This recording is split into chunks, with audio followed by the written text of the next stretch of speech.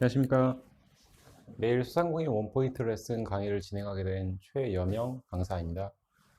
본 강의는 코로나19 방역 수칙을 준수하여 촬영하였음을 말씀드리겠습니다. 오늘은 업종 전환을 통한 성공한 사례 알아보기에 대한 강의를 진행하도록 하겠습니다.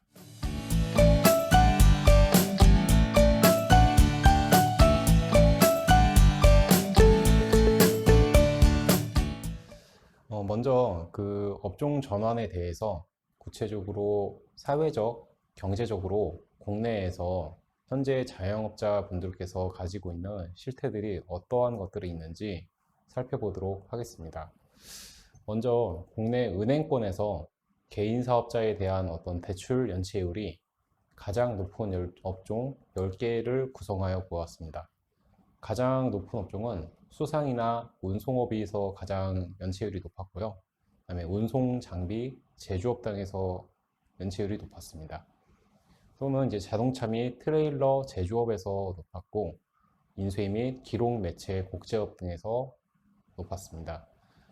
가죽이나 가방 및 신발 제조업 등에서 높았고, 임대 서비스업, 가구 제조업, 기타 개인 서비스업 등의 순서대로 대출 연체율이 높았습니다.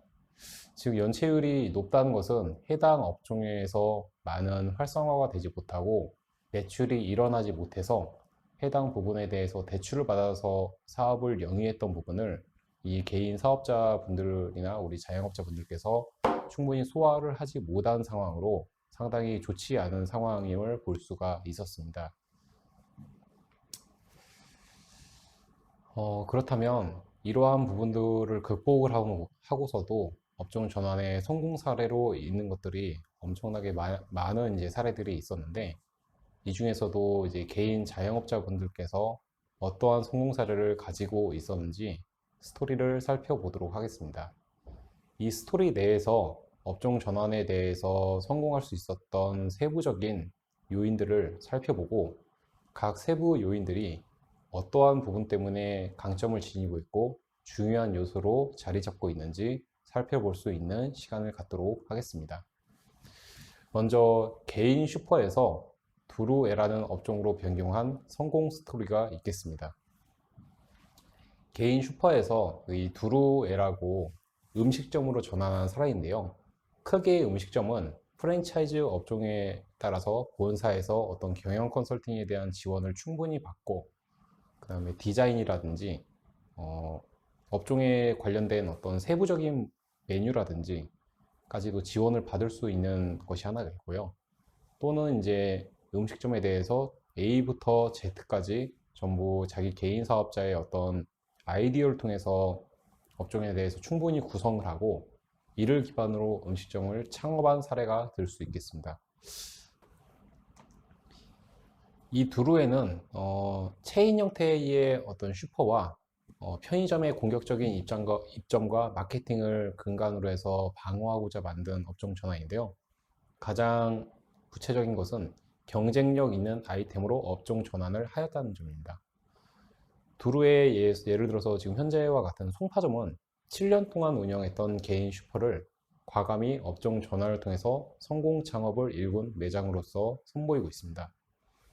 이 개인 슈퍼는 해당 상권이나 지리적인 어떤 특성은 그대로 유지를 한 채 업종의 전환을 통해서 지금 성공 사례를 이끌어가고 있는데요.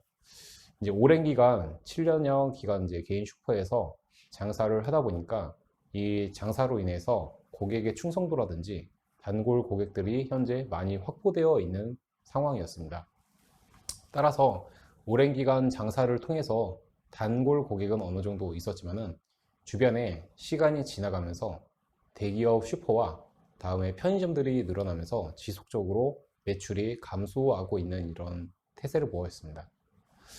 하지만 이런 체인 형태의 대형 슈퍼와 편의점의 공격적인 입점과 마케팅을 고객의 충성도 있는 어떤 점포에 대한 레이아웃에서 막아내기는 힘에 부치는 상황이 있었습니다. 즉 매출 신장을 위해서 경쟁력 있는 창업 아이템으로의 업종 전환이 필요하던 시기였습니다. 따라서 업종 전환을 위해서 상당히 많은 부분들을 둘러보기 시작하였고, 이제 많은 고심 끝에 현재 우리 단골 고객이나 애호도 있는 충분한 고객이 있기 때문에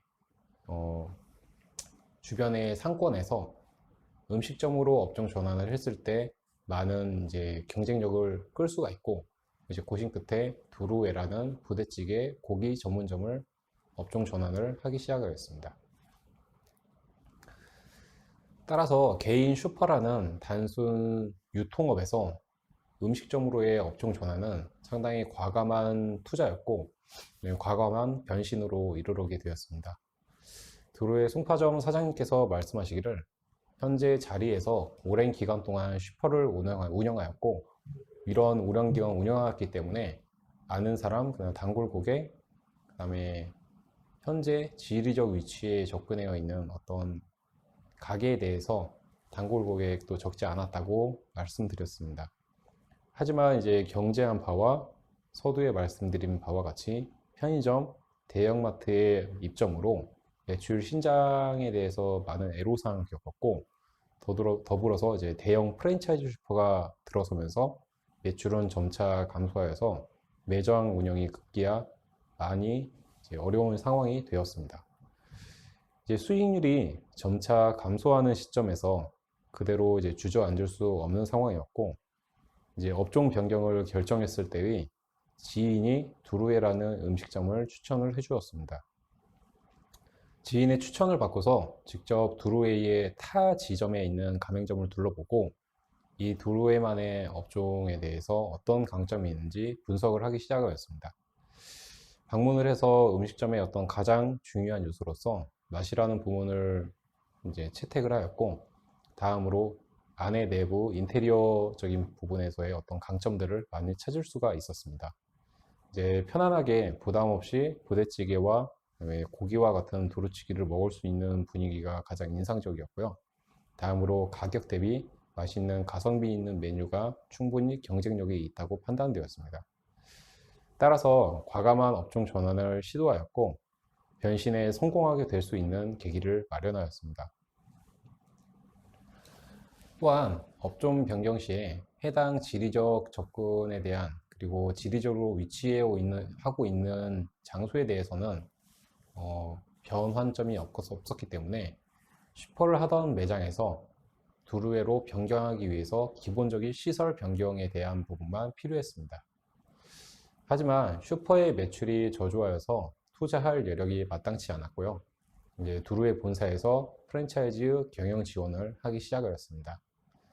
이제 경영 지원을 받다 보니 특이한 많은 이제 타 지점과의 어떤 강점들을 충분히 소화할 수 있도록 지원을 하였고, 또한 인테리어라든지 시설에 대해서도 최소의 비용으로 견적을 뽑아주었습니다.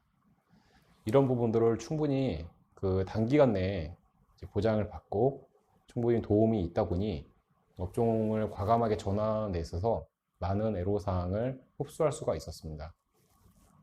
특히나 아예 유통업에서 음식점으로 업종 전환이 이루어졌기 때문에 인테리어에 대한 부분들은 그 애로사항이 더 적었고요. 그리고 가족의 도움도 있어서 직접 공사를 진행하였습니다. 이처럼 두루웨와 같은 경우는 인테리어에 대한 부분에 많은 투자가 없었던 어떤 프랜차이즈 형태여서 직접 공사를 하여도 타 지점과 유사한 어떤 분위기라든지 맛, 메뉴 등을 이제 공통적으로 가질 수 있는 그런 계기였습니다. 이런 비용에 대한 절감 때문에 직접 투자를 할 수 있는 어떤 비용들이 상당히 절감되었고, 그 최소한의 그 비용으로 파격적인 업종 전환을 통해 리뉴얼을 해내었습니다. 대부분의 업종 변경에서는 재창업의 경우 많은 돈을 지불하여서 최소 비용보다는 최대의 비용으로 그 대부분 하기 마련인데요. 본 사례와 같은 경우에는 최소의 비용으로 최대의 효과를 나타내는 것에 집중을 하기 시작하였습니다.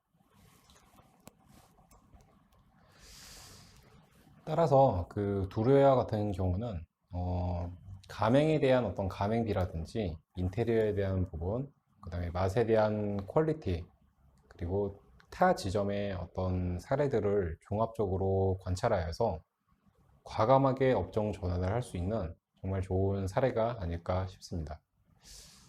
두 번째로는 소자본 창업 아이템 3일 국밥에 대한 업종 변경이 있었습니다. 이것 또한 이제 음식점에 대한 업종 변경으로서 3일 국밥의 브랜드의 명에서 예상되듯이 3이라는 숫자로 기존 브랜드들과 차별화되어 있는 어떤 브랜드에 대한 인식이라든지 경쟁력을 보이기 시작하였습니다. 3일의 어떤 정성, 그 다음에 3일에 대한 기다림에서 설명하는 것처럼 국밥 한 그릇을 내놓기까지 3일의 시간과 정성이 더해져서 국밥 한 그릇에 대한 가치를 증폭시킬 수 있는 계기를 마련하였습니다. 모 사장님께서는 2천만 원 내외의 업종 변경 창업 비용과 본사의 강력한 경영 지원으로 짧은 시간 동안 준비를 마쳤고 재오픈에 성공하였습니다. 그리고 오픈 후 3달이 지난 시점에 이전과 비교해서 즉 이제 업종 전환을 하기 전보다 비교해서 평균 100% 이상의 매출을 상승을 보이기 시작하였습니다. 즉 기존의 브랜드에 관해서 브랜드 인식적인 차원에서 특히나 많은 음식점이 있는데 3이라는 그 브랜드 차별화가 있었고요. 그 다음에 앞서 두루웨라는 이제 사례와 같이 본사의 어떤 가맹점에 대해서 적극적인 경영 지원이 있었기 때문에 단기간에 준비를 마쳤고 또한 2천만 원 내외라는 재창업에 대한 비용 또한 절감할 수 있었습니다. 이 또한 맛에 대한 부분 정말 이제 그 자영업자 분들께서 실리적으로 운영할 수 있는 부분에 대해서만은 최소한의 비용으로 그 재창업에 대한 비용을 투자를 하고 나머지 앞서 말씀드렸다시피 인테리어라든지 기타 어떤 메뉴에 대한 부분 그런 것까지도 좀 단순화해서 실질적으로 고객의 어떤 단골 고객을 이끌고 이 부분이 이제 애오더라든지 고객의 충성도까지 어떤 심리적인 인식을 심어서 지금까지 오게 되었던 사례가 아닌가 싶습니다. 또한 이 리뉴얼을 통해서 3개월밖에 지나지 않았는데도 이에 대해서 놀라운 매출 판매 실적을 이루었고요. 이 매출 상승이 3개월보다 더 나아가서는 6개월, 1년, 그리고 그 해당 업종 변경에 따라서 그 사업을 운영할 수 있는 부분까지도 이제 고려하여 가지고 이러한 부분들도 충분히 감안할 수 있었던 어떤 업종 전환에 대한 성공 사례였던 것으로 파악됩니다. 또한 3일 국밥에 대해서 가맹 사업을 담당하는 주식회사 얌트리라는 이제 사업자에서는 국밥 부문의 2018년도에 브랜드 선호도 1위 수상 기념에 대한 어떤 브랜드 인지도가 있었습니다. 이러한 부분을 발판으로 해서 모 사장님의 경우처럼 기존 사업장을 가지고 즉 이제 지리적 위치라든지 접근성을 그대로 유지를 한 채 업종에 대해서 과감하게 전환만 하는 이제 전략으로 매출 하락으로 고민을 했던 점주나 그 다른 분들에게 좋은 사례로서 일컬어지고 있습니다. 얌트리는 이제 가맹비에 대한 면제, 그 다음에 어떻게 사업을 운영할 것에 대한 그 사업 운영 교육비에 대한 면제 등 이제 본사에 개설을 할 수 있는 재창업을 할 수 있는 수익을 과감히 없앴고요. 이는 실질적으로 재창업을 하고자 하는 점주들에게 많은 부담감을 이제 덜어줄 수 있는 실질적인 부분으로 나타났고 재창업의 초기 투자 어떤 수익에 대한 부분 초기 투자금에 대한 부분을 현격하게 낮춰줄 수 있는 그런 계기가 되었습니다. 아울러 인테리어 점주의 어떤 자율적인 분위기를 형성하였고요. 다음으로 주방기구, 초저리, 할부 지원 등으로 비용에 대한 부분들을 가급적 많이 부담을 덜어드렸고 이는 곧 재창업의 초기 비용 문턱을 과감히 낮출 수 있는 배경이 되었습니다. 즉 이제 업종 전환의 성공 사례로서 두루웨와 3일 국밥에 대해서는 정말 많은 비슷한 속성 등을 즐길 수 있음을 살펴볼 수가 있었습니다. 브랜드 인지도에 대한 측면, 기존의 점포가 가지고 있는 위치를 고정하여 가지고 그대로 사용했다는 점, 그리고 본사의 가맹비 면제, 교육비 면제, 어떤 경영 지원에 대한 부분들을 충실히 이행했다는 점, 더불어서 인테리어에 대한 어떤 점주의 자율화, 또는 시설에 대해서도 투자에 대해서 저리 할부로서 이렇게 지원해 줄 수 있는 부분 등으로 재창업에 대한 초기 비용, 투자 수익에 대한 문턱을 크게 낮추었다는 점으로 성공 사례의 가장 뜻깊은 사례가 아닌가 싶습니다. 그렇다면 현재 업종 전환 지원 프로그램이 국가에서는 어떻게 지금 되고 있는지 이제 작년도와 이제 올해의 사업들을 비교를 하면서 조금 구체적으로 살펴볼 수 있도록 하겠습니다. 먼저 현장 지원단과 위기 관리 컨설팅이라는 리스크 관리 컨설팅에 대한 부분이 있고요. 그다음에 자영업자나 소상공인 분들께서 대부분 이제 개인 사업자이기 때문에 개인 사업자에 대한 어떤 대출, 위기 대출에 대한 부분이 있고, 마지막으로 현재 창업을 많이 읽어가고 있는 청년들에 대한 청년 자영업자에 대한 특화 지원 부분 등이 있을 수 있겠습니다. 2020년도와 2021년도 위기관리 지원 체계를 살펴보면 현장 지원단에서는 먼저 특별상담센터와 현장에 대한 청취반을 운영하고 있었습니다. 이를 통해서 금융적으로 실적으로 어떤 비용에 대한 애로사항을 해소할 수 있는 부분이 무엇인지에 대해 살펴보고 이제 현장에 대한 지원 상황을 분석할 수 있는 계기를 마련하였습니다. 2020년도 즉 작년에는 이러한 관리 체계를 이루어졌는데요. 2021년도에는 본격적으로 이러한 부분의 지원 채널을 다양화할 수 있는 부분으로 확대하여 나갔습니다. 즉 금융에 대한 애로사항과 지원 상황에 대해서 한 어떤 센터에서만 청취하는 것이 아니라 온라인, 오프라인 등 다양한 소통 채널을 이용하여서 이 지원 채널에 대해서 다양화를 할 수 있는 작업을 하였고요. 취약 계층에 대해서 직접 찾아가는 현장 소통반을 운영하기 시작하였습니다. 이제 코로나19 이제 사태로 인해서 대표적으로 취약 업종에 대해서 집중적인 간담회를 개최를 하였고, 이 집중적 간담회를 통해서 코로나19 사태에서 특별히 많이 애로사항을 겪고 있는 업종에 대해서 어떠한 상황이 일어나고 있는지, 어떠한 방향으로 나아갈 것인지에 대해서 분석하여서 이에 대한 구체적인 솔루션을 제시하기 시작하였습니다. 다음으로 위기관리 컨설팅입니다. 위기관리 컨설팅은 2020년도에 창업 중심 컨설팅을 위기관리 컨설팅으로 전환하였습니다. 처음에는 매출 수익에 대한 직접적인 어떤 회복, 그 다음에 사업 정리, 이제 폐업을 위한 정리에 대한 지원 부분이고요. 다음으로 재창업 또는 교육을 통해서 재기를 할 수 있는 부분에 대해서 중점적으로 지원을 하였습니다. 이 컨설팅에 대해서도 본격적으로 도입을 하고 2021년도에는 컨설팅 내용이나 어떤 프로그램에 대해서 좀 더 구체화시키고 내실화시키는 방법을 마련을 하였습니다. 예를 들어서 최근 화두화되고 있는 빅데이터 기술이라든지 수법들을 활용하여서 컨설팅에 대해서 질적으로 고도화를 할 수 있는 부분을 마련을 하였습니다. 다음으로 이 컨설팅도 현재 수도권에 많이 몰려있는 부분들을 각 지역별로 컨설팅 센터를 확충하여서 지원을 하였습니다. 즉 컨설팅 센터가 수도권에 가급적이면 많이 몰려 있었던 부분을 지방으로도 확대하여 가지고 지방에 많이 지원을 받지 못하는 자영업자분들에게 실질적으로 컨설팅에 대해서 확충 지원을 할 수 있는 계기를 마련하였습니다. 또한 이게 코로나19 사태여서 직접 방문이라든지 어떤 오고 가는 어떤 오프라인 커뮤니케이션이 많이 부족할 수 있는 상황을 대비하여서 온라인 비대면 서비스를 강화하기 시작하였습니다. 이제 온라인 비대면 서비스와 질적 컨설팅에 대한 고도화가 이루어지다 보니까 이러한 앞서 말했던 지원 채널의 다양화에서 좀 더 확대되어서 운영할 수 있었던 점이 가장 탄력성 있는 운영이었고 효율적인 운영이었다고 판단이 됩니다. 이 부분은 이제 공간적인 어떤 제약을 많이 애로사항 부분들을 수렴하여서 나왔던 정책이 아닌가 싶습니다. 다음으로 개인 사업자에 대한 대출 부분입니다.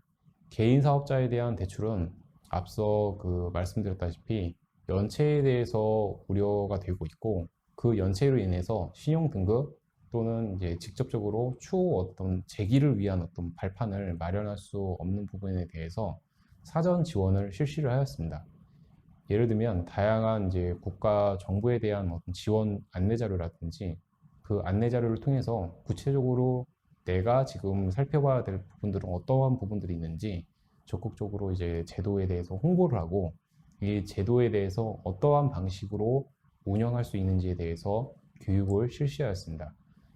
이러한 부분들이 2021년도에 넘어와서는 이 활용도 측면에서 실질적으로 접근을 하기 시작하였습니다. 취약했던 업종이 무엇인지 파악을 했었고, 취약했던 업종에서 종사를 하고 있던 자영업자분들께서 금융부담 완화를 적극 이제 추진을 하기 위해서 노력을 하고요. 또한 이제 대출에 대해서 기존에 만기가 되었던 어떤 시기를 대출에 대한 애로사항과 그다음에 재기에 대해서 애로사항이 발생할 수 있는 부분들을 고려해서 대출 부분을 만기를 조금 더 연장시켜서 어떤 재기를 할 수 있는 상황적인 배경을 만들 수 있었다는 점에서 많은 그 시사점이 있습니다. 또한 상환에 대해서도 또 유예를 조치하였고, 이를 종료 후에 이제 다시 재기하고 교육을 받아서 이제 연착륙할 수 있도록 구체적인 프로그램을 지원하였습니다. 청년 같은 경우는 다음과 같은 지원 채널의 다양화라든지 컨설팅에 대한 어떤 내실화, 그 다음에 실질적인 금융 혜택에 대한 활용도 제고 등을 통해서 조금 더 확장시켜서 특별 컨설팅을 도입을 했습니다. 아무래도 청년 같은 경우는 많은 경험이나 어떤 사회적인 노하우가 축적되지 않은 상태이다 보니까 이에 대한 어떤 멘토링 제도로서 특별 컨설팅을 도입을 하였습니다. 예를 들면 정부에서 전문가에 의해서 할 수 있는 컨설팅도 있겠지만은 실질적으로 해당 청년이 영위하고자 하는 업종에서 성공 사례로 꼽히는 어떤 대표님들이나 자영업자 분들의 멘토링을 받아서 실질적으로 내가 나아가고자 하는 것과 겪었던 애로사항을 기반으로 해서 히스토리화 시켜서 청년들에게 지원할 수 있는 그런 이제 특화 지원을 하기 시작하였습니다. 따라서 특별 컨설팅 도입을 통해서 교육 프로그램에 대해서 다각화시키고 조금 더 세분화시켜서 프로그램을 신설하여서 운영하기 시작하였고요. 이제 멘토링 프로그램을 통해서는 본인이 하고 있는 업종이나 이 업종의 변화 전환에 대해서 생각하고 있는 청년이라면 이에 대해서 모티브로 삼고 있고 성공 사례로 볼 수 있는 부분들을 직접적으로 경험을 통해서 어떤 위기 관리라든지 애로사항에 대해서 두 번 겪을 것을 한 번 정도 겪는 것으로 조금 더 시간적으로 그리고 어떤 단계적으로 간소화해서 현재의 업종 전환 지원 프로그램에 있어서 좀 더 재기를 빨리 할 수 있는 그러한 환경을 조성되었다고 말씀드릴 수가 있겠습니다. 또는 이제 청년은 창업을 할 때 일반 어떤 일정 연령 되시는 개인 사업자와 대비하여서 실질적인 금융 부담을 완화를 추진하였습니다. 저리로 개인 사업자분들이 대출을 받고 있고 어떤 그 만기 연장되는 부분이 이제 청년들에게는 청년 자영업자에게는 조금 더 이제 저리로서 하고요. 그 다음에 대출 기한도 조금 더 연장시켜서 어떤 경험적으로 누적할 수 있는 부분들에 대해서 충분히 보완책을 마련을 하고 그 다음에 방어책을 국가적인 차원에서 그 정착을 하여서 운영하는데 그 시점이 있을 수가 있겠습니다. 이러한 업종 전환 이제 지원 프로그램에서 앞서 보았듯이 성공 사례라든지 이제 범국가적인 차원에서 했었던 2020년도, 2021년도에 대한 지원 정책을 볼 수가 있었습니다.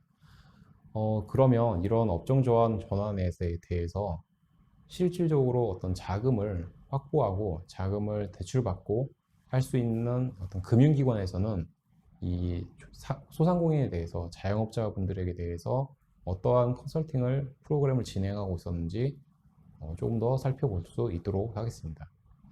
먼저 국민은행에서는 빅데이터 기반으로 소호 컨설팅을 진행하였습니다. KB 소호 컨설팅이라는 이제 명칭으로 해서 진행을 하였는데요.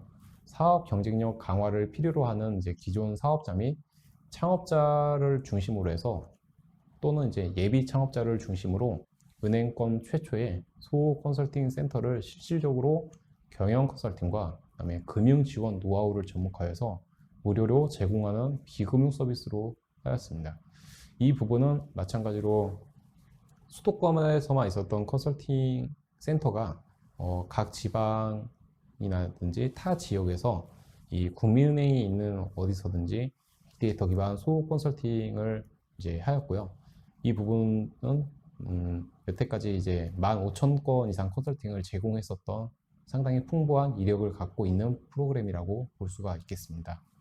특히 이제 작년부터 코로나19 사태가 이제 터지기 시작하기부터 이에 대한 금융권의 대응으로 KB 소호 컨설팅 센터를 위기관리 중심 지원 체계로 전환하여서 운영하였고, 이에 대한 어떤 수요라든지 했던 부분들은 15,000건의 어떤 컨설팅 실적이라든지 이에 대한 고객들의 만족도를 통해서 금융권에 대해서 그동안 가지고 있었던 어떤 자금적인 부분을 넘어서 자금적인 부분 이외에 실제로 개인 자영업자들이 하고 있는 부분에 대해서 말씀을 드릴 수 있는 경영 컨설팅까지 제공했던 것이 가장 큰 어떤 강점이 아니었나 싶습니다.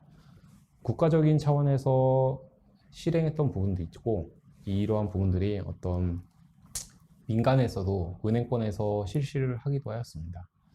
또한 이제 중소벤처기업부에서 소상공인 시장진흥공단에서는 그보다 먼저 실행했던 바가 있어서 현재의 2021년도에 이르러서는 창업이나 어떤 재창업, 그다음에 재기, 그다음에 폐업에 대한 정리 지원 등에 대해서 많은 이제 프로그램들을 통해서 이용을 할 수가 있고, 이에 대해서 특히나 이제 멘토링을 통해서 많은 사례들을 간접적으로나 하면 이제 겪을 수가 있지만은 이에 대한 시행착오를 보다 더 줄일 수 있으므로 많은 이제 창업에 대한 정말 긍정적인 환경이 조성된 것으로 살펴볼 수가 있었습니다. 따라서 이제 국민은행에 대해서 빅데이터 기반 소호 컨설팅은 찾아가는 컨설팅을 이용하였고, 그다음에 컨설팅 제공 방식의 다양화. 예를 들자면 대면으로 오프라인으로 찾아가는 컨설팅도 있겠지만은 앞서 말했듯이 그 공간에 제약받지 않는 이제 비대면 화상으로 하는 컨설팅 제공 방식이 있었습니다. 그래서 다양화 및 비대면 판매 채널의 구축 및 홍보에 대한 지원도 하였습니다. 이제 비대면 판매 채널이라고 하는 것은 기존에 오프라인으로 재창업에 대해서 재기에 대해서 많이 홍보를 하고 마케팅적 차원에서 접근하였던 것을 비대면으로 온라인에서 사전적으로 이제 소비자에게 어필을 하고 리뉴얼에 대해서 홍보할 수 있는 기회를 이제 컨설팅의 전문가라서 초기 창업 때 어떤 인력이라든지 어떤 경품 같은 이런 이제 실질적으로 어떤 물질적인 것들을 제공하는 것에 앞서서 인지도 차원에서 먼저 접근하려는 노력들이 많이 진행되었습니다. 또한 이제 KB 국민은행 같은 경우는 전국에 13개의 소호 컨설팅 센터를 통해서 화상 상담 시스템을 구축하였습니다. 사실 이 화상 상담 시스템이라는 것이 우리나라에서도 이제 외국에 있는 회사와 우리나라에 있는 어떤 회사와의 그 공간적인 어떤 물리적인 제약을 극복하고자 하는 데에서 많이 비롯이 되었는데요. 화상 상담 시스템이 코로나19를 기점으로 해서 정말 많은 그 산업계뿐만 아니라 어떤 강의라든지 교육에 대한 지원, 그다음에 실질적으로 실시간으로 말씀드릴 수 있는 바에 대해서 상당히 우리나라나 세계적으로도 많이 그 적응을 할 수 있었던 작년이 아니었나 싶습니다. 따라서 이 화상 상담 시스템이 비단 우리 자영업자뿐만 아니라 우리 국민에게도 많은 다양한 어떤 그동안은 생각지 못했던 어떤 플랫폼에 대한 변화라든지 다음으로 교육에 대한 부분, 이제 지식 정보를 습득하는 과정에서 상당히 많은 이제 변화를 가져왔고요. 실질적으로 앞으로도 이제 이러한 부분들을 지속적으로 늘어날 것으로 지금 전망이 되고 있습니다. 화상 상담 시스템을 통해서 이미지라든지 동영상 촬영을 통해서 이제 전송할 수 있는 이제 플랫폼이 구성이 되었고, 이를 통해서 상권에 대해서 분석할 수 있는 부분도 있고요.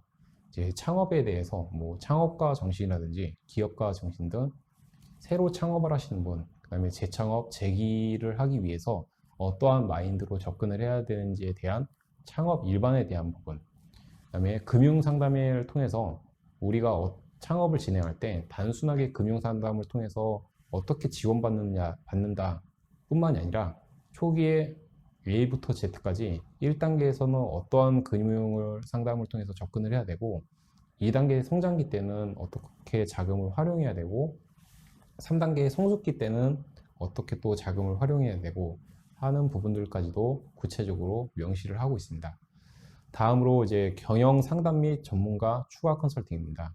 경영 상담은 이 업종별로 공통적인 어떤 자영업에 대해서 경영에 대해서 상담받을 수 있는 부분이 있고요. 그다음에 각 구체적인 업종별 특성에 대한 부분, 그다음에 개인 창업자가 가지고 있는 역량에 대해서 케어해 드릴 수 있는 부분, 또는 그 현재의 상권이 가지고 있는 어떤 지리적인 어떤 경영 상담에 대한 부분 등이 있고요.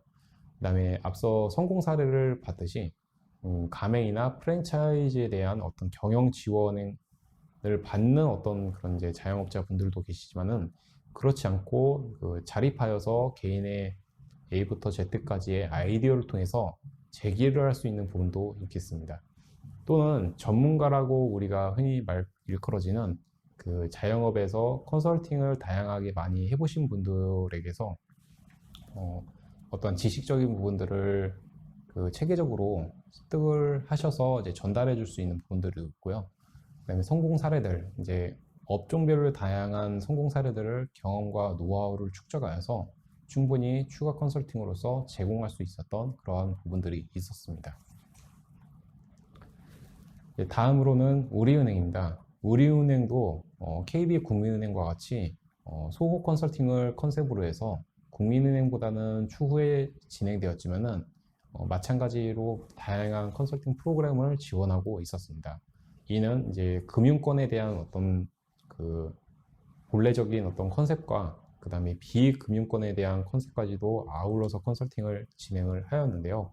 먼저 기본 재무에 대한 이제 컨설팅입니다.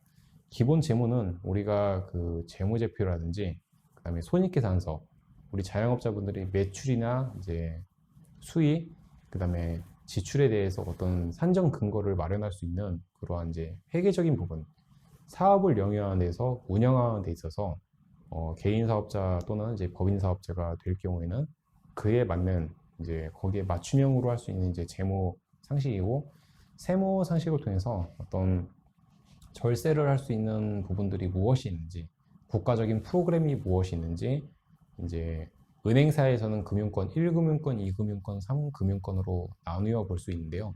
각 금융권별로 할 수 있는 이제 절세 기반을 통한 이제 세무 상식들이 무엇이 있는지를 살펴보도록 하겠습니다. 또한 이제 재무나 세무 같은 경우는 본업에 너무 바쁜 나머지 신경을 많이 쓸 수가 없는 부분들이 많이 있기 때문에 대부분 재무 세무에 대해서 회계사 혹은 이제 세무사에다가 매칭을 시켜서 이제 그 운영 관리를 의뢰를 하는 경우가 있는데요. 이 부분도 그 업종에 맞는 그 업종의 특성화된 맞춤화된 부분 전문가들을 이제 매칭을 시켜서 이러한 이제 절세 기반의 재무나 세무 상식 등을 전달을 하고 운영 관리를 도맡아서 도와드릴 수 있게끔 지원을 하였습니다. 또한 이제 지원 기관이나 이제 제도에 대한 부분, 그다음에 그 개인 사업자가 이제 가장 정보적으로 많이 알고자 하는 정책 자금에 대해서 알 수 있도록 하였습니다. 정책 자금이라고 하면 사실 가장 큰 것은 제조업 기반 또는 이제 현재 4차 산업혁명이 갈수록 많이 더 확대되어지고 지금은 5차, 6차 산업혁명에 대해서까지도 이르르고 있는데 이 부분에 대한 어떤 그 IT 기업이라든지 이런 부분들에 대한 정책 자금이 가장 많이 활성화되어 있는 상황이고요.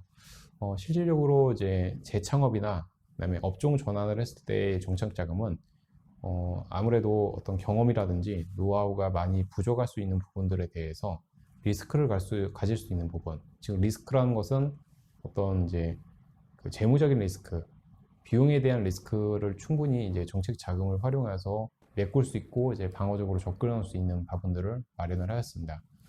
또한 우리은행도 국민은행과 같이 마찬가지로 상권 분석에 대한 어떤 구체적인 내용을 담았습니다. 찾아가는 컨설팅 서비스를 통해서 직접 그 사업을 영위를 하고 재창업을 하여서 업종 전환을 하시고자 하는 분들에 대해서 이 상권 분석을 통해서 지리적으로 어떠한 업종이 더 유리를 하고 그 다음에 추후 시간이 지났을 때 어떠한 상권이 형성될 것을 미리 인사이트를 도출을 하고요. 그에 따라서 창업자가 가지고 있는 역량뿐만 아니라 추후 트렌드에 맞춰져 있는 어떤 상권을 통해서 그러한 업종으로 그 선택을 할 수 있는 그런 지식 체계를 마련할 수 있는데 큰 근거를 두었습니다.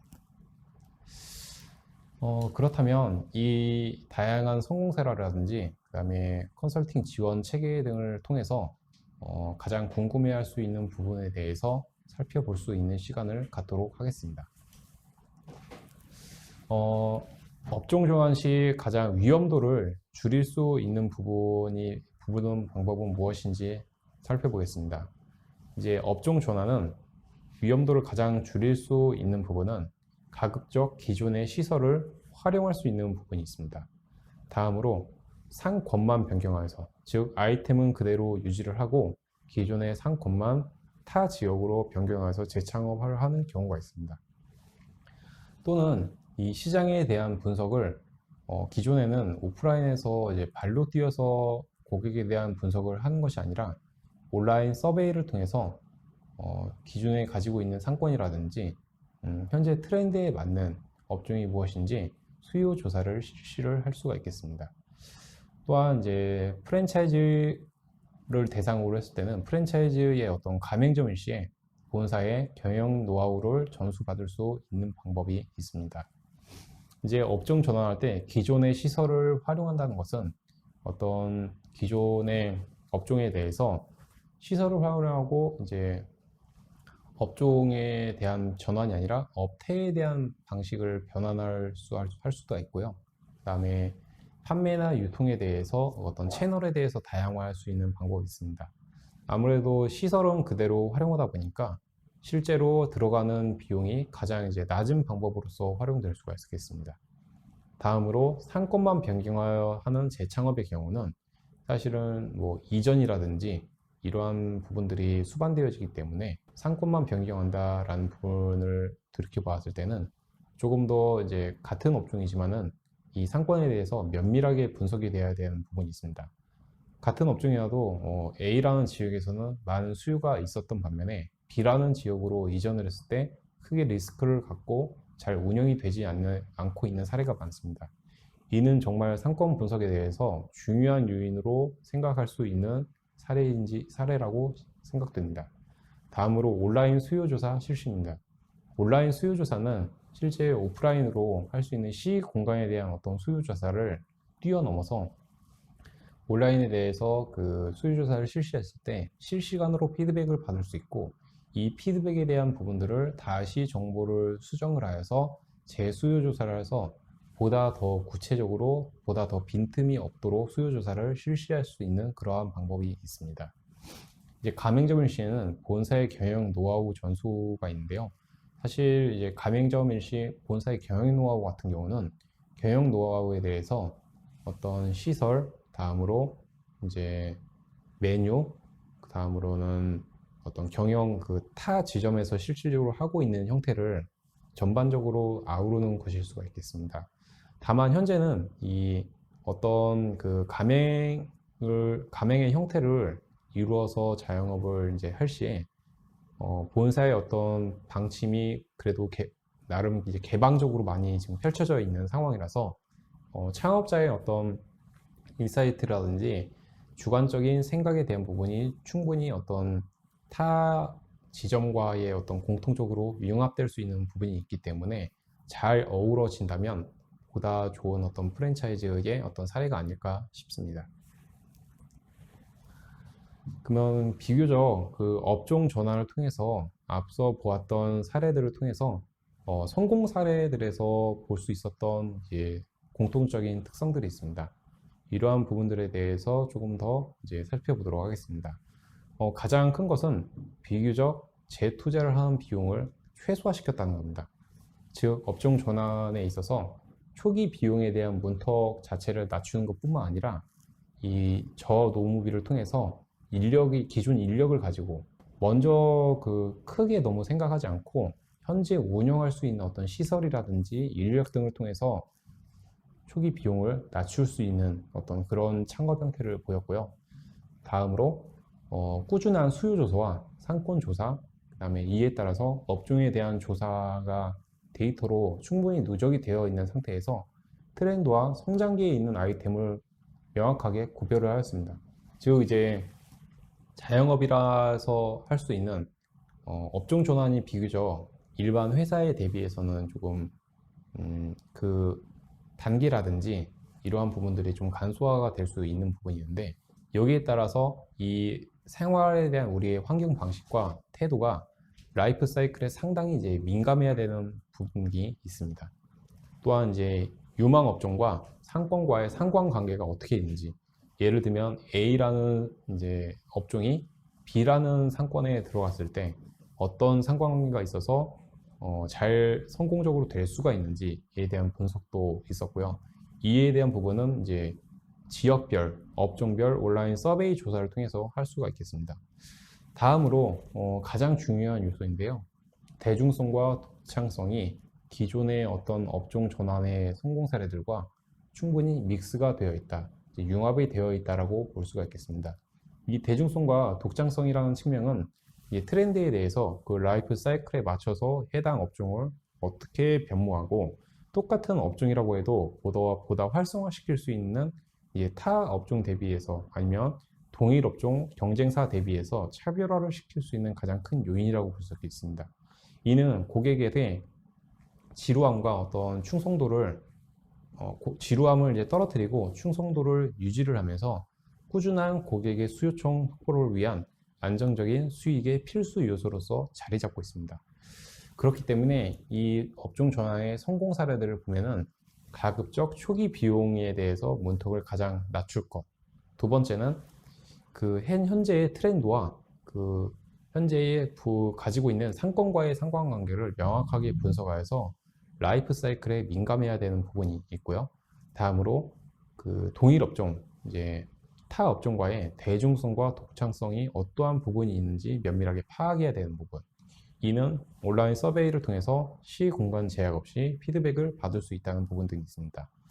사실 어떻게 보면 이 비용적인 부분과 현재 트렌드에 대한 부분, 그다음에 인력에 대한 부분, 또는 이제 상권과에 대한 물리적인 상권과에 대한 부분 등이 이 정확하게 어느 정도 밸런스가 이루어졌을 때 업종 전환의 성공 사례들로서 이제 일컬어질 수가 있고요. 이 성공 사례들이 즉 고객에 대해서 꾸준한 소유층 확보, 단골 고객이 될 수 있는 이제 그러한 그 맹점으로 이제 중심적인 요소로서 자리 잡고 있습니다. 이 자리 잡고 있다는 것은 결국 안정적인 수익에 대해서도 또 라이프 사이클과 추후 업종 전환을 다시 이제 고려할 때 이러한 부분들을 업종 전환을 하였을 때의 경험과 노하우를 통해서 충분히 반영되어야지 우리가 업종 전환의 성공 사례로서 될 수 있다는 점이 있습니다. 그러면 이 업종 전환에 대해서 처음부터 다시 한번 그 정리를 한번 해보도록 하겠습니다. 성공 사례로서 그 연체율이 높은 업종은 가급적 피해야 되는 부분이 있고요. 그 다음에 경쟁력 있는 이제 아이템으로 트렌드에 맞춰서 업종 전환 아이템에 맞게끔 업종 전환을 해야 되는 게 있고, 업종 전환을 할 때 타 지점, 타 상권과의 우리가 차별화되는 부분이 무엇이 있는지 살펴보아야 합니다. 또한 업종 변경 시 최소의 비용으로 진행을 하는 것이 가장 올바를 것 같습니다.